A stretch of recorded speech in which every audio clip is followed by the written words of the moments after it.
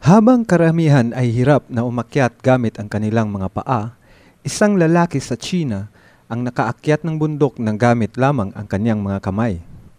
Si Sun Guoshan, 38 anyos, ay nagsimulang magsanay ng handstand climbing noong Mayo 2023. Pero hindi lang basta pagsasanay ang kanyang ginawa.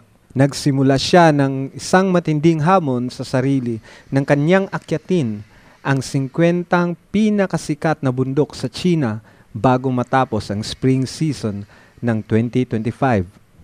Nag-viral si Sun noong Nobyembre 2024 matapos kumalat ang video kung saan inakyat niya ang Haibat, ang pinakamataas na tuktok ng Wudang Mountain na may taas na 1,612 meters gamit lamang ang mga kamay.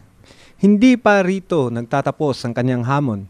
Noong Disyembre 2024, inakyat niya ang 999 na hagdan ng Tianmen Mountain sa Yunnan Province sa loob ng 5 oras sa parehong handstand position.